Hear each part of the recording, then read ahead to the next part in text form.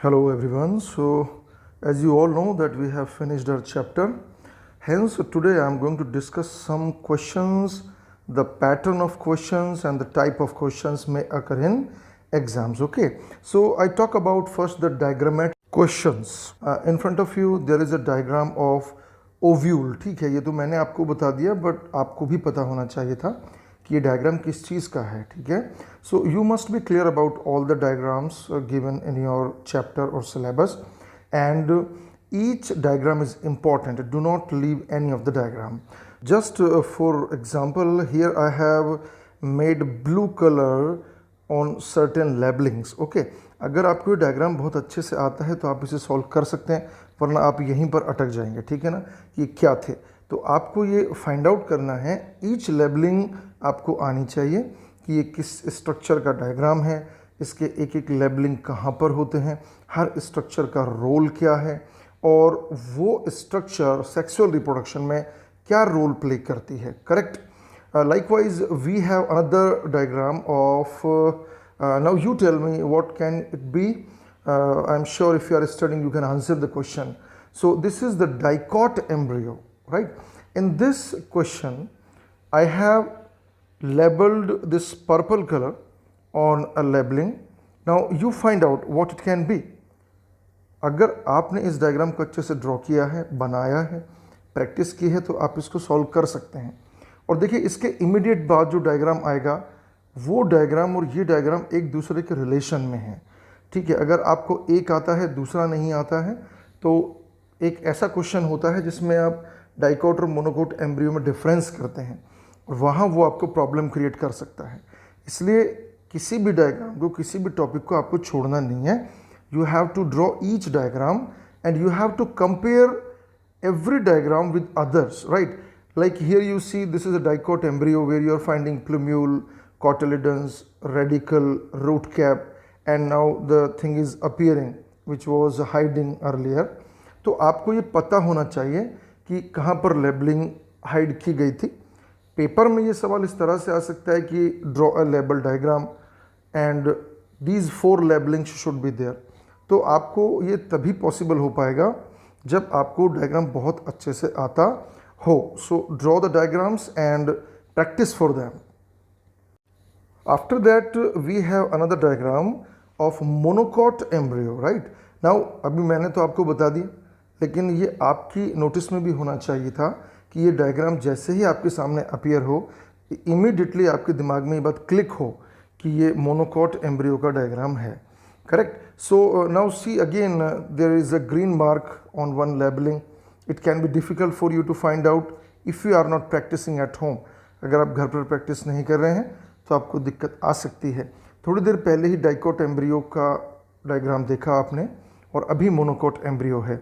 अगर आपको दोनों डायग्राम्स बहुत अच्छे से क्लियर हैं then you will be able to compare, you will be able to differentiate the structures of dicot embryo and monocote embryo, whether the question is being asked in the diagrammatic form or the question is asked in the form of tabular system, जहाँ पर table बनवाई जाती है और आपसे 3, 4 या 5, 6 जो भी एग्जामिनर पूछता है वो डिफरेंसेस आपसे पूछे जाते हैं. ठीक है, तो डायग्रामेटिकली आपको बहुत साउंड होना है.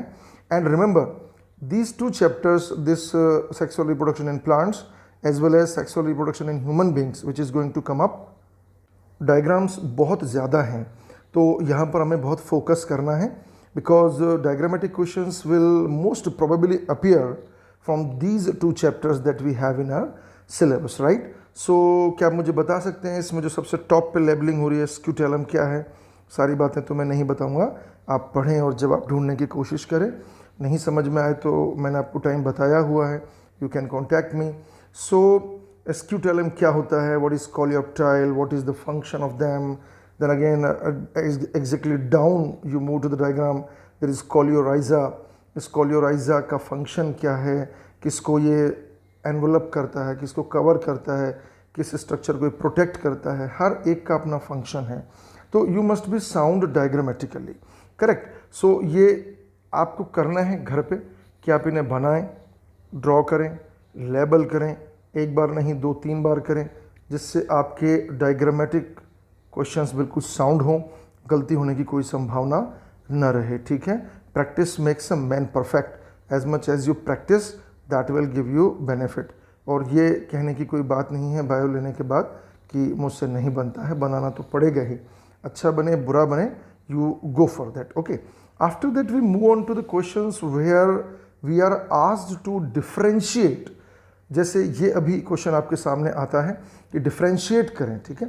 तो डिफ्रेंशिएशन में यहाँ पर दिया हुआ है माइक्रोस्पोरोजेनेसिस और मेगास्पोरोजेनेसिस के बारे में। मैं आंसर्स के बारे में ज़्यादा डिस्कशन नहीं कर रहा हूँ, यहाँ सिर्फ तरीका सीखेंगे कैसे सॉल्व करना है। अब देखिए इस क्वेश्चन को वही बच्चा सॉल्व कर सकता है जिसने माइक्रोस्पोरोजेनेसिस एंड मेगास्पोरोजेनेसिस के पूरे प्रोसेस को बहुत अच्छे से पढ़ा हो। नहीं पढ़ा है तो now you are having your videos in your mobile और laptop, whatever you have, just go again back to them और उन्हें रिवाइंड करिए। देखिए कि ये जो डिफरेंसेस आपकी आंखों के सामने आ रहे हैं इस वीडियो में, क्या वो मैच करते हैं। नहीं करते हैं तो हम सर से पूछेंगे, और कर रहे हैं तो हमें याद होना चाहिए, ठीक है। So as you all know that microsporogenesis is the genesis or formation of the microspores that we call pollen grains, and here it is the megasporogenesis, which is the formation of the megaspore that will give rise to the embryo sac further, female gametophyte further. अभी आपको पता होना चाहिए इसका पूरा process क्या है, ये प्रोसेसेस होते कौन से स्ट्रक्चर में हैं, मेल पार्ट में, फीमेल पार्ट में, then you will be able to solve all the questions, right? Each cell is very important, each shape is very important. Their ploidy, in fact, where it is diploid, where it is haploid, where it is triploid, you have to focus on each structure because question paper में आपसे numerical भी पूछा जा सकता है। छोटा सा numerical, slide numerical आपसे पूछा जा सकता है जो आपको सॉल्व करना होगा, और उसे वही बच्चा सॉल्व कर सकता है जिसको माइक्रोस्पोरोजेनेसिस और मेगास्पोरोजेनेसिस में कहाँ पर माइटोसिस होता है, मियोसिस होता है, इसकी सारी जानकारी हो। बहुत फाइन स्टडी आपको करनी है, ठीक है ना। इसी तरह से और भी क्वेश्चंस आ सकते हैं। मैं जितने भी क्वेश्चंस आपको बता रहा हूँ ये सब बोर्ड में आए हुए सवाल हैं, इसलिए हमें इन पर ध्यान देना है। देखिए पेरिस्पर्म और pericarp, you can be confused कि ये तो बिल्कुल सिमिलर से लग रहे हैं, क्या डिफरेंस हो सकता है। What is perisperm, where it is found, किससे बनता है। व्हाट इज़ पेरिकार्प, बताइए पेरिकार्प कहाँ होता है, याद करके देखिए आप। Pericarp is the fruit wall, as you all know. We had the study in the diagrams when I was having lecture video, और आपको ये पढ़ना चाहिए, right? So what is perisperm? Here you can see that it is the remain of nucellus. आप याद करिए हमने आपको पोस्ट फर्टिलाइजेशन इवेंट्स पढ़ाए थे। बहुत सारी चीज़ें ऐसी होती हैं जो पोस्ट फर्टिलाइजेशन के बाद होती हैं प्लांट्स के अंदर। लाइक पेरिस्पर्म जो होता है वो न्यूसीलस का रेजिड्यू होता है। अब अगर आपको यही नहीं मालूम है न्यूसीलस कौन सा स्ट्रक्चर है तो दैट इज़ अ प्रॉब्लम, ये बताता है कि हम पढ़ नहीं रहे हैं, ठीक है। तो थोड़ा याद करिए न्यूसीलस कहाँ मिलता है। न्यूसीलस हमें मिलता है ओव्यूल में, ठीक है ना। तो ये ध्यान में रखने की बात है न्यूसीलस कहाँ होता है। और मैं आपको यहाँ नोटिस में ले लेता हूँ, पेरिस्पर्म आपको ब्लैक पेपर, काली मिर्च में देखने को मिलता है। Very famous example of the board exams and NEET even पूछ लिया जाता है। पेरिकार्प के भी 3 लेयर्स कौन कौन से होते हैं, आपको फ्रूट के अंदर वाली स्ट्रक्चर्स का पता होना चाहिए। आई एम श्योर आप जानते होंगे, एपिकार्प, मीजोकार्प, एंडोकार्प। तो इस तरह से क्वेश्चंस आते हैं और हम फंस जाते हैं कि क्या डिफरेंसेस लिखें, ठीक है। तो ये आपको कुछ आइडिया देंगे कि डिफरेंस कैसे किए जा सकते हैं। एक क्वेश्चन और लेते हैं हम, देखिए this question has occurred in CBSE 2013। Vegetative cell और जेनरेटिव सेल के बीच में डिफरेंस यहाँ पूछा गया है। बहुत फाइन क्वेश्चन है, ठीक है। बहुत छोटा सा क्वेश्चन लगता है, लेकिन अगर बच्चे को पूरा डेवलपमेंट ऑफ मेल गेमेटोफाइट पता नहीं है तो वो इस क्वेश्चन को सॉल्व नहीं कर सकता है। इसका मतलब ये बन जाता है कि आपको क्वेश्चन देखिए, आप क्वेश्चन बहुत छोटा सा है, मात्र 2 नंबर का क्वेश्चन दिख रहा है, लेकिन इस क्वेश्चन को वही बच्चा सॉल्व करेगा जिसको पूरा मेल गेमेटोफाइट का डेवलपमेंट पता हो, या उसको जर्मिनेशन ऑफ पोलन ग्रेन पता हो, उसके एक एक स्टेप को वो जानता हो, कहाँ माइटोसिस मियोसिस हो रहा है इस बात को जानता हो, हर एक सेल का क्या रोल है। लाइक यहाँ पे लिखा हुआ है vegetative cell has a food reserve, वो फूड रिजर्व किस लिए है। जनरेटिव सेल के बारे में लिखा हुआ है it will give rise to 2 male gametes, तो आपको पता होना चाहिए 2 मेल गैमेट्स कहाँ पर होते हैं, क्या क्या उनका रोल होता है।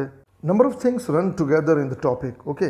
किसी भी क्वेश्चंस का फॉर्मेट कुछ भी हो सकता है, वो एक टॉपिक में से निकल के बाहर हमारे सामने आ जाते हैं। तो आपको ये पढ़ना है और डिफरेंस के फॉर्म में, मल्टीपल चॉइस क्वेश्चंस के फॉर्म में, डायग्राम्स के फॉर्म में, टेबुलर फॉर्म में क्वेश्चंस कैसे भी अपीयर हो सकता है, राइट। सो यहाँ तो मैंने आपको प्रोवाइड करा दिया है कि ये डिफरेंसेस हैं।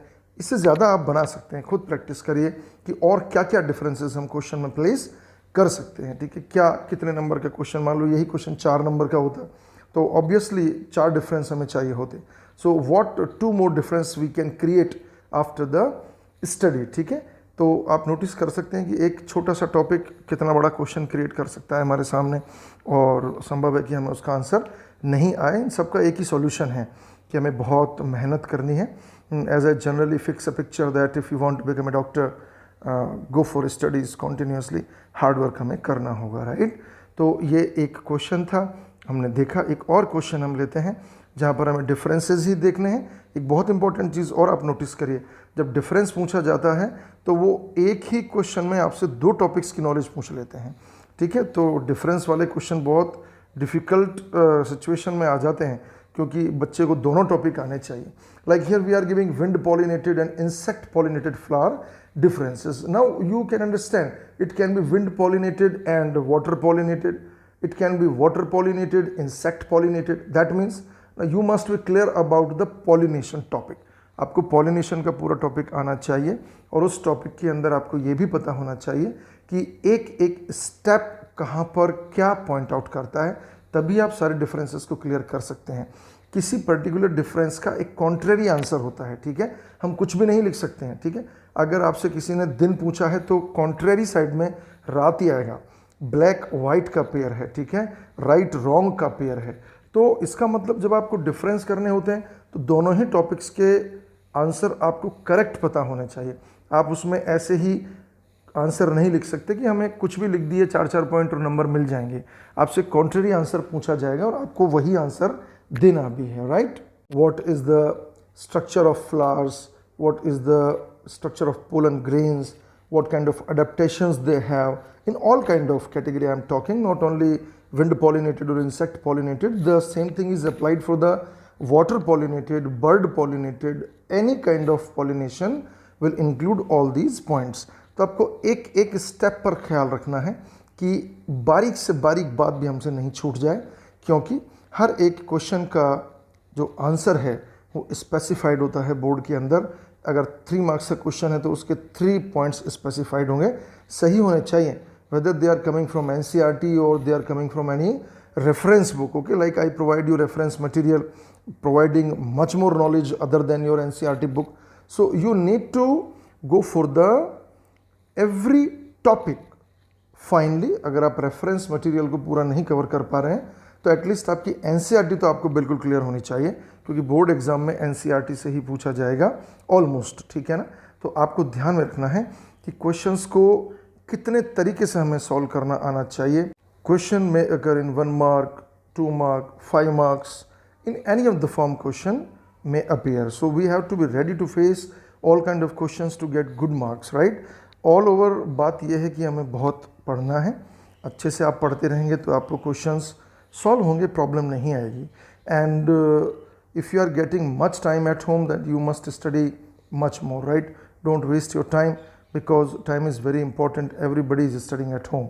Now this is a responsibility to utilize the complete time. देखिए, मैं यहाँ पर आंसर्स को मैंने बहुत ज़्यादा डिस्कस नहीं किया है, उसका सिर्फ यही रीज़न है कि आप देखें इनको, आप खुद पढ़ें, कोशिश करें आपको जो मटेरियल पहले प्रोवाइड करवाया गया है उससे मैंने आपको आइडिया दिया है, तरीका बताया है कि क्वेश्चंस को कैसे सॉल्व किया जाता है, ठीक है। Here I am providing you some more pictures from your chapter. You try to find out that what is the particular labeling there and what it should be, right? So मैंने आपको 4 pictures provide कराए हैं। आप कोशिश करें कि आप देखें कि वो क्या स्ट्रक्चर हो सकता है और प्रैक्टिस करें आप घर पर, ठीक है। So keep on watching, try to draw the diagrams and label them. Thank you. Keep studying.